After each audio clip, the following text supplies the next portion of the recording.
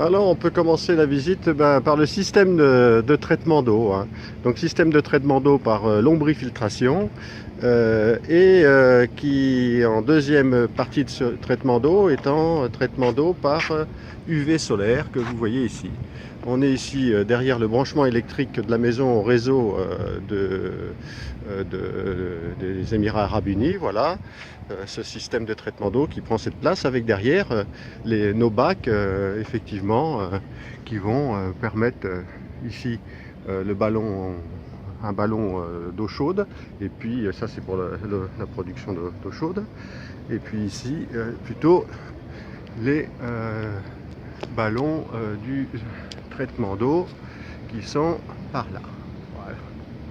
Ok.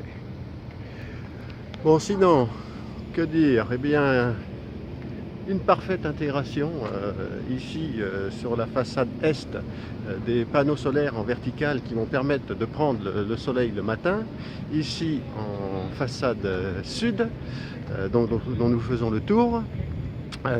Parfaite intégration entre ces panneaux noirs photovoltaïques qui sont verticaux entre des panneaux de BFUP, béton ultra haute performance, qui sont ajourés et qui forment un mouchard à biais en termes de bardage. Derrière ce mouchard à biais, l'air peut circuler et ainsi protéger la maison. Nous arrivons maintenant en façade ouest, qui elle va prendre le soleil le soir pour la production d'énergie dont nous aurons besoin le soir.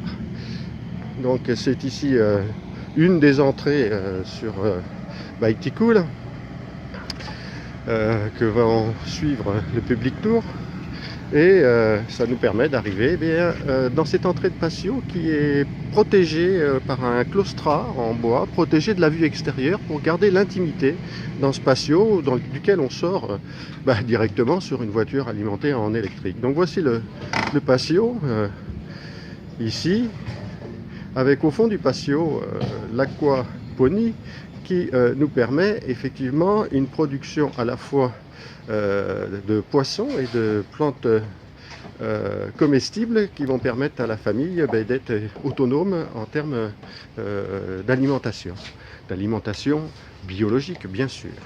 Nous rentrons dans Baïtikoul sur la partie salon avec une petite phase d'accueil sur la gauche, où seront probablement accueillis les jurys, les 8 jurys qu'il y a pendant cette compétition, plus les 2 qui sont des jurys communs de Sustainability et Innovation. Pour directement aller vers une cuisine ouverte, vous avez disons tous les éléments nécessaires à la vie en famille, mais aussi des panneaux que vous voyez gris là, qui sont des panneaux dans lesquels vont circuler de l'eau froide produite par le rayonnement du ciel la nuit, rayonnement froid lui-même.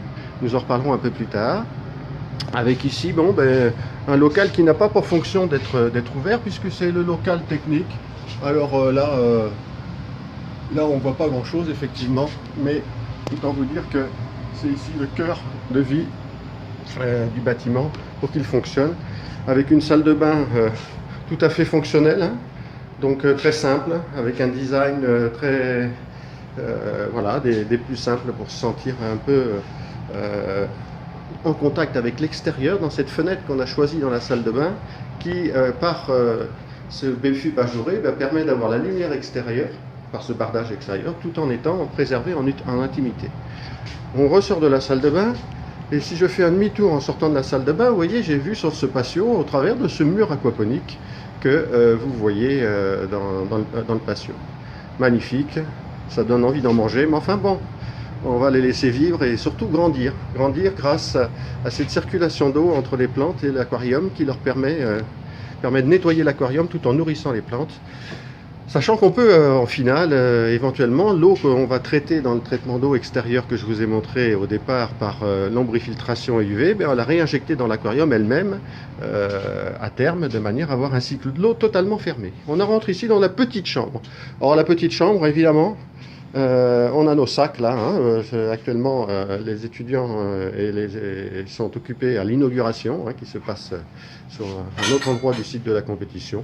Donc une chambre toute simple, avec un lit pliable, et puis des couleurs et des lignes épurées, avec des fabrications relativement simples mais belles de finition, en panneaux de bois et en toiles tendues au plafond, qui sont des toiles qu'on a sur tout le bâtiment et qui sont micro-poreuses, qui nous permettent de faire circuler l'air au-dessus d'elles, et l'air ne sort pas simplement d'une bouche en nous faisant des courants d'air, mais sort au travers tout ce milieu poreux, ce qui fait qu'on peut injecter beaucoup d'air sans être décoiffé, on va dire, d'une certaine manière. Et là on rentre dans la grande chambre. Donc la grande chambre, hein, c'est une chambre avec ici le lit, hein. Non, ce n'est pas un piano, c'est un bureau effectivement, mais c'est aussi le lit, qui va être déplié le soir, avec toujours ces magnifiques grandes fenêtres. Et puis ici, une autre partie où on a encore du lit, on a encore du logement, on a encore dans le bureau. Le tout avec une vue aussi magnifique, effectivement, sur ce patio. Je ne vais pas pouvoir monter sur le toit, mais je vais faire sortir par là où je suis rentré, alors que j'aurais pu sortir par la porte de la grande chambre, hein. Je ne vais pas montrer sur le toit, mais on va commenter très rapidement ce qu'il y a dessus. Effectivement, il y a des panneaux dans lesquels circule de l'eau, Radiative Sky Cooling, qui permettent la nuit, mais on verra aussi, peut-être aussi le jour à terme, de produire de l'eau froide avec échange radiatif avec la voûte céleste.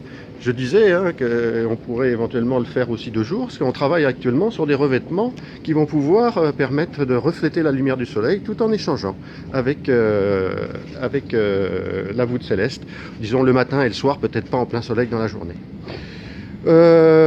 Oui, donc je voulais parler de notre, on va dire, notre canopée solaire, qui est un système de poutres en bois carbone de portée de 9 mètres qui, étant sur des rails, peut s'ouvrir et se fermer. Donc on va effectivement le fermer le jour, c'est le cas maintenant, mais l'ouvrir la nuit justement pour bénéficier de cette fraîcheur de la voûte céleste directement qui va venir rafraîchir le patio, mais aussi avec la circulation d'air qui va aller permettre de rafraîchir à travers des ouvertures qu'il y a dans toute la maison que je ne vous ai pas montré, rafraîchir par ventilation naturelle et éventuellement la nuit si on en a des températures suffisamment fraîches, qui risque d'être le cas pendant le concours.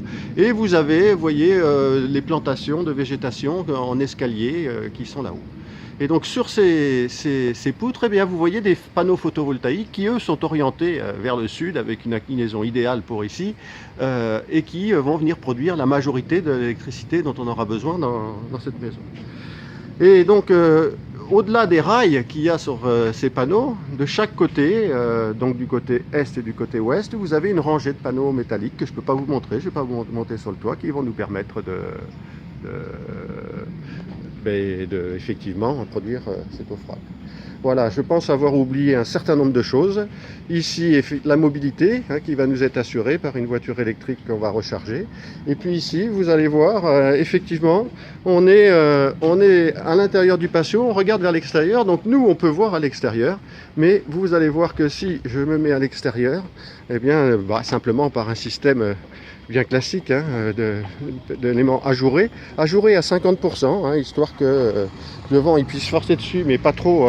Et bien là, par exemple, on ne voit plus à l'intérieur, vous voyez, très bien.